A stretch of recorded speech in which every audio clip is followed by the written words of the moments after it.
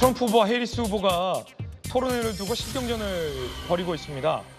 마이크를 음소거하냐 마냐를 두고 설전을 벌이고 있다고 하는데 이게 무슨 소릴까요? 다음 달 10일에 ABC 방송이 주관하는 90분 TV 토론이 있습니다.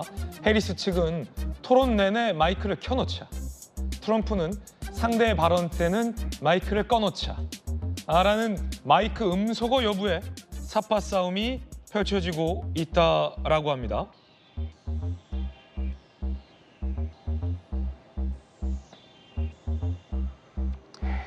지난 2020년 마이크가 켜져 있을 당시에 바이든 대통령과 트럼프 후보 간의 TV 토론 저희가 준비됐는데요. 함께 보시죠. Answer the question. Why would you answer that because question? the question you want is to put a lot of the new question Supreme Court is justice, the radical question, left. Will you Who shut is your, up, man? listen, who is If we allowed both people to speak with fewer interruptions, I'm appealing to you, sir, to do that. well, and him too. Well, frankly, you've been doing more interrupting. 대통령이 더 켜들었다라는 사회자의 지적도 있었는데 이게 상당히 흥미로운 대목인데 김영주 의원님, 네.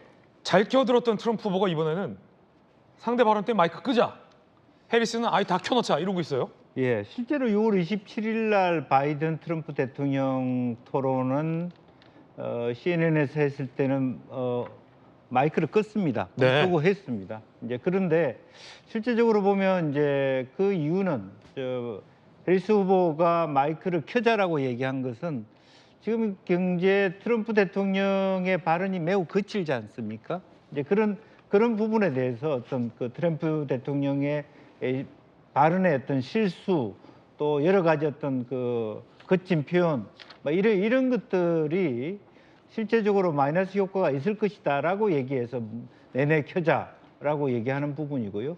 여전히 이제 트럼프 대통령은 심지어는 TV 토론도 안 하고 싶어하는 그런 심경 같습니다. 이제 한번 만들어져 있고 지금 MBC라든지 다른 TV 방송도 하자고 하는데 응하지 않고 있거든요. 이제 마지막 TV 토론을 앞두고 어떻게 보면 처음이자 마지막 미국 이번 대선 토론이 될 수 있기 때문에 매우 신경전을 벌이고 있지 않느냐 그렇게 생각이 들고 결과적으로는 아마 트럼프의 주장이 받아들여질 가능성이 높지 않느냐 그렇게 봅니다. 예.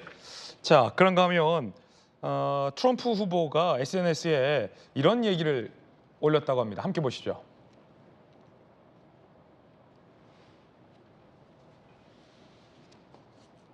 트럼프 SNS, 카멀라 해리스와 토론 진행 합의했다. 9월 10일 화요일에 미국 펜실베니아주와 필라델피아에서 ABC 가짜 뉴스를 통해 생중계가 될 것이다. 토론 규칙은 지난 CNN 토론 때와 같다. 지금 ABC를 그냥 ABC라고 안 하고 이 페이크 뉴스다. ABC에 대한 이 굉장한 불신을 지금 드러내기도 했어요. 조기현 변호사님. ABC에서 하면은 안 한다 뭐 이런 논쟁도 있었잖아요. 사실 최근에. 네, 그러니까 미국 대선에서 TV 토론이 가장 중요하고 이번 토론이 사실 처음이자 마지막이 될 가능성이 있기 때문에 예민할 수밖에 없을 것 같은데요. 유불리에 따라서 여러 가지 입장이 오고 가는 것 같습니다. 트럼프 같은 경우에는 지난 2020년 대선 당시에 토론 결과를 스스로 평가하면서 마이크 켜진 상태에서 하는 경우에 이게 득실을 따져보니까 득이 없다고 판단했던 것 같아요. 예.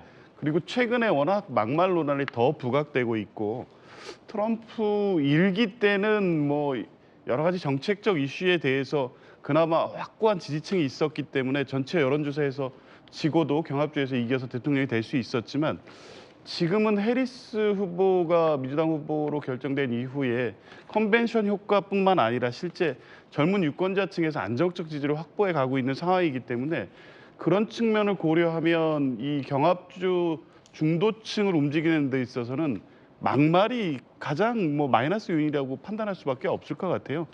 그렇게 되면 이제 스스로 자제하면 되는데 트럼프는 그게 자제가 안 되는 사람이잖아요. 그러니까 결국에 마이크의 음소거를 통해서 리스크를 줄이려는 의도 때문에 결국에 TV 토론을 앞두고 이런 논쟁이 계속되고 있는 것 같습니다. 예. 자, 그런가 하면 공화당 핵심 참모들이 해리스 후보를 지지하는 기이한 현상도 나왔습니다. 역대 공화당 소속 대통령 후보 참모 238명이 카멀라 해리스를 지지한다는 공개 서한을 했어요. 이념적으로 동의하지 못하는 부분이 많지만 다른 쪽에 투표하는 건 말이 안 된다. 라면서 이른바 반란표를 던지겠다라는 공개 서한이 나오기도 했습니다. 전주현 의원님, 요거 같은 경우에는 이제 정당을 바꾸는 한이 있더라도 네. 트럼프는 못 찍겠다 이런 건데 어떻게 보십니까? 그 저번 그 2020년 이제 그 대선 때도 좀 네. 그런 일이 좀 있었는데, 그러니까 뭐냐면은 지금 그 트럼프 후보가 공화당의 주요 인사들의 지금 신뢰나 또 공감을 얻고 있다는 것이 문제죠. 예를 들어서 지난주에 있었던 민주당 이제 전당대회에는 오바마 대통령이랄지 그런 아주 전직 대통령들이 참여를 해서 또 공개적으로 지지 발언을 하고 굉장히 그 전당대회의 열기가 후끈 올라가지 않았습니까? 그런데 반대로 트럼프 후보의 전당대회, 그 경선 후보 확정 전당대회에는 조지 부시 대통령이 일단 안 왔어요. 전직 대통령들이 와서 축하를 해줘야 되는데 지금 참석하지 않았고, 이것은 뭐냐면 트럼프 후보를 지지하지 않는다는 거죠. 뭐 이런 것이 간접적으로 전달이 됐고, 그랬기 때문에 좀 나오는 얘기가 조지 부시 대통령의 참모랄지 아니면은 또 롬니 전 상원의원이랄지 맥케인 전 상원의원 뭐 이런 분들의 참모들이 다 이러한 트럼프를 지지하지 않는다는 그런 의사를 밝혔다.